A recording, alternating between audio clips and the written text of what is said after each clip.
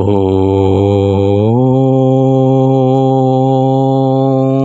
శ్రీ సచ్చిదానంద సమర్థ సద్గురు సాయినాథ్ మహారాజ్ కీ జై. ముందుగా సాయి భక్తులందరికీ నమస్కారం అండి. వీడియో చూస్తున్న ప్రతి ఒక్కరిపైన ఆ సాయినాథుని ఆశీస్సులు ఉండాలని, బాబాగారి భక్తులందరూ ఎప్పుడూ కూడా ఆనందంగా సంతోషంగా వారి జీవితాన్ని గడపాలని మనస్ఫూర్తిగా కోరుకుంటూ ఈ వీడియోని స్టార్ట్ చేస్తున్నాను ఫ్రెండ్స్. ఈరోజు బాబాగారు తన బిడ్డలతో ఈ విధంగా చెప్తూ ఉన్నారండి. బిడ్డ, ఈరోజు నీ కోసం ఒక తీయని వార్తను పంపుతానమ్మా. ఈ రాత్రిలోగా దానిని వినగలవా? చార విడుచుకోకు అని బాబాగారు అంటూ ఉన్నారండి. ఈరోజు బాబాగారు తన బిడ్డల కోసం ఒక తీయని వార్తను పంపానని, దానిని ఈ రాత్రిలోగా వినమని బాబాగారు తన బిడ్డలకు చెబుతూ ఉన్నారు. ఎట్టి పరిస్థితుల్లోనూ దానిని జార విడుచుకోవద్దని అంటూ ఉన్నారు. మరి ఏంటి ఆ తీయని వార్త? బాబాగారు ఏ శుభవార్తను తన బిడ్డలకు అందించబోతూ ఉన్నారో సాక్షాత్తు ఆ తండ్రి మాటలలోనే విని తెలుసుకుందాం. బాబాగారు ఈ విధంగా చెప్తూ ఉన్నారండి. బిడ్డ, రాబోయే గురువారం నీ కోసం ఒక తీయని వార్తను పంపానమ్మా. వెంటనే అందుకో. చూడు తల్లి, నువ్వు నన్ను బాబా, సాయి, తండ్రి, భగవంతుడా అని పిలిచిన, ఈ విధంగా ఎలాగైనా నువ్వు నన్ను పిలిచిన నేను నీ దగ్గరకు వస్తానమ్మా. నీ కోరిక నేను నెరవేరుస్తాను. నువ్వు నన్ను నీకు నచ్చినట్లు పూజించవచ్చు బిడ్డ.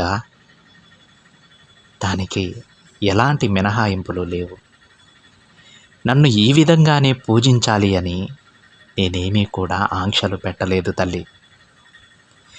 నీ బాబా ఆశీర్వాదం నీకు ఎప్పుడూ కూడా ఉంటుంది. నా అనుగ్రహం లేనిదే ఈ ప్రపంచంలోనే ఏదీ జరగదు. అది నీకు కూడా తెలుసు కదా బిడ్డ. నువ్వు ఆనందంగా ప్రశాంతంగా జీవించడానికి నా ఆశీర్వాదం అలాగే అనుగ్రహాన్ని కోరుతూ ఉన్నావు కదా. అందుకోసం నువ్వు ఎన్నో పూజలు కూడా చేస్తూ ఉన్నావు. ఇకపై నువ్వు నా అనుగ్రహం పొందే రోజు వచ్చేసిందమ్మా. కానీ నువ్వు నేను చూపే మార్గంలో నడవాల్సి ఉంటుంది. అలా నువ్వు నడవాలంటే ఇక ఒక్క దారి మాత్రమే మిగిలింది. అదేంటో తెలుసా? అది నీకు కూడా ఇష్టమైన గురు పూజ. ఈ గురు పూజ చేయడం వలన నువ్వు ఎంత కష్టాన్నైనా సరే దాటేయగలవు. ముళ్ళదారైనా నీకు పూలదారిలా మారుతుంది. అర్థమైంది కదా? సాయి అని నన్ను నువ్వు పిలిచినప్పుడు నేను నీకు గురువుగా మారి నీకు సిరి సంపదలు కలిగిస్తాను. నా పూర్తి ఆశీర్వాదం నీకు అందిస్తాను. నేను ఎప్పుడూ నీతోనే ఉంటాను బిడ్డ. నాపై నమ్మకం ఉంచు. నీకోసం ఒక తీయని వార్తను పంపానమ్మా. ఆనందంగా దానిని స్వీకరించు. ఆ వార్త నీ గుమ్మం దగ్గరే నిలుచొని నీకోసం ఎదురు చూస్తూ ఉంది. నమ్మకంతో ఇది విను. నీ సాయి లీలలు నీకు అర్థమవుతాయి. చూడు బిడ్డ, ఏ మానవ జీవితం ఒక పెద్ద పుస్తకం లాంటిది. ఈ విషయాన్ని నీకు చాలాసార్లు నేను గుర్తు చేశాను. అందులో చాలా పేజీలు ఉంటాయమ్మా అని. పుస్తకంలో ఎలా అయితే ఒక పేపరు పక్కన మరొక పేపరు ఉంటుందో అలానే నీ జీవితంలో కూడా ఇంకొక జీవితం ఉంటుంది. కాబట్టి దేనిని కూడా చూసి భయపడవద్దు. ఎందుకంటే ఈ లోకంలో ఏది శాశ్వతం కాదు. ఇకపై అన్నీ నీకు మంచిగానే జరుగుతాయమ్మా. నీకు సాధ్యం కాని పని అంటూ ఈ లోకంలోనే ఏదీ లేదు. ఆ విషయాన్ని నువ్వు గుర్తించుకో. ఎందుకో తెలుసా? నువ్వు సాయి బిడ్డవి కనుక. నీ జీవితం అనే పుస్తకంలో అన్నీ మంచిగానే నేను రాసి ఉంచాను తల్లి. ఒక్కసారి ఆ పుస్తకం తెరిచి చూడు, నీకే తెలుస్తుంది. నువ్వు ఏం చేయాలో ఏం చేయకూడదో కూడా నీకు అర్థమవుతుంది. ఎన్ని కష్టాలు వచ్చినా సరే నువ్వు ఎదుర్కోగలవు. నీకొక విషయం చెప్పనా? నీ జీవితం మొత్తం కూడా ఆ దేవుడు రాసిందే కదా. దేనికి నువ్వు కారణం కాదు కదా తల్లి. అలాంటప్పుడు నీకెందుకు దిగులు చెప్పు? ఇలా జరగడానికి నేనే కారణం, నా వల్లే ఇలా జరిగింది, నేను అసలు మాట్లాడకుండా ఉండాల్సింది అని ఆలోచిస్తూ ఉన్నావు. కానీ ఆ తప్పుని సరిచేసుకో చాలు. జరిగిందేదో జరిగిపోయింది. చెబుతున్నాను కదా, దేనికి నువ్వు కారణం కాదు. కానీ ఎప్పుడూ కూడా మన హద్దుల్లో మనం ఉండటం మనకే మంచిది. నీకు ఈ ఆలోచన రావడం కూడా మంచిదే అమ్మా. అదే నేను అసలు మాట్లాడకుండా ఉండాల్సింది, అనవసరంగా మాట్లాడాను అని ఆలోచిస్తూ ఉన్నావు కదా, ఆ ఆలోచన రావడం నీ మంచికే అని చెబుతున్నాను. ఇప్పుడు నీకు ఎప్పుడు ఏ సందర్భంలో ఎలా ఉండాలో అర్థమైంది కదా. ఈ తప్పు మళ్ళీ జరగకుండా చూసుకో చాలు. చూడు తల్లి, ఏ విషయాన్ని ఎవరితో పంచుకోవాలో తెలియక సతమతమవుతూ ఉన్నావు. అవన్నీ కూడా నేను గమనిస్తూనే ఉన్నానమ్మా. ఇక నువ్వు బాధపడింది చాలు బిడ్డ, అన్నింటినీ పక్కన పెట్టు. ఎందుకంటే నీ పూర్తి బాధ్యత ఈ తండ్రి తీసుకున్నాడమ్మా. నువ్వు ఎలా నడవాలో నేను చెబుతాను, కానీ నడవాల్సింది మాత్రం నువ్వే. ఆ దారి కొంచెం అటు ఇటుగా ఉన్నా, ముళ్ళున్నా, రాళ్ళు ఉన్నా సరే నడవక తప్పదు. నీ చేతిని పట్టుకుని నేను నిన్ను నడిపించుకుంటాను. నా వెంట నడువు చాలు. కొద్ది దూరం మాత్రమే కష్టంగా ఉంటుంది, ఆ తర్వాత ఎంత సంతోషంగా ఉంటుందో మాటలలో వర్ణించలేం. అంత గొప్ప జీవితాన్ని నేను నీకు అందిస్తాను. చూడు బిడ్డ, అధర్మం వైపు మాత్రం వెళ్ళవద్దు. ఒక్క విషయం గుర్తుపెట్టుకో, నువ్వు న్యాయంగా ఉన్నంత వరకే నేను నీ చేతిని పట్టుకొని ఉంటాను. అలా కాకుండా నువ్వు అధర్మంగా ఉంటే మాత్రం సాయంగా ఉన్న నీ తండ్రి నీ చెయ్యి అర్ధాంతరంగా వదిలేస్తాడమ్మా.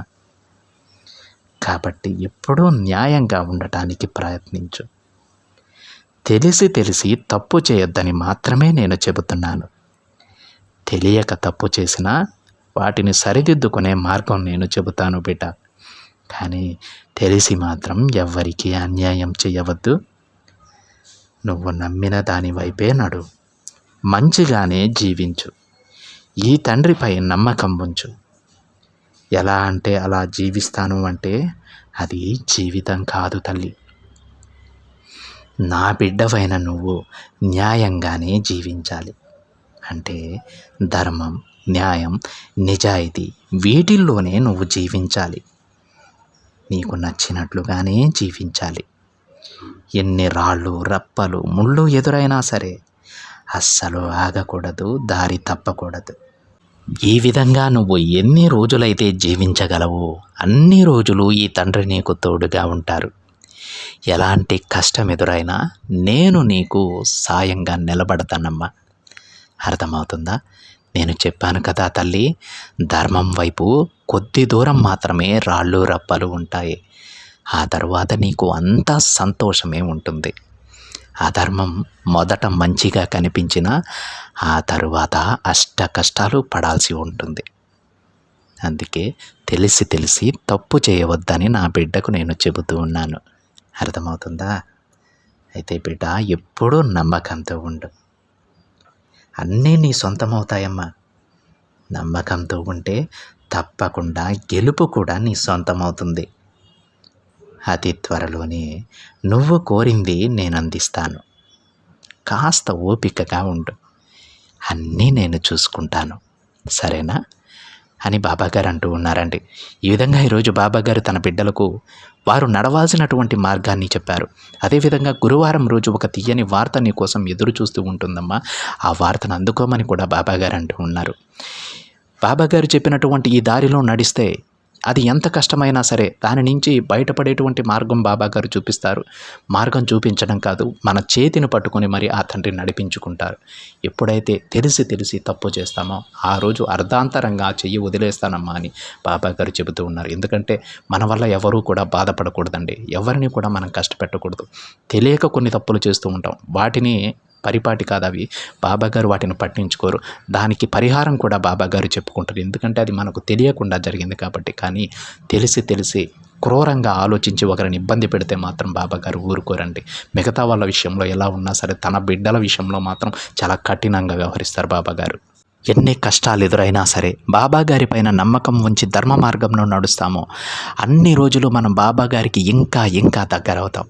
వాటన్నింటి నుంచి మనల్ని బయటపడేసి మనకు ఒక అద్భుతమైనటువంటి సంతోషకరమైనటువంటి జీవితాన్ని నా తండ్రి ప్రసాదిస్తారు.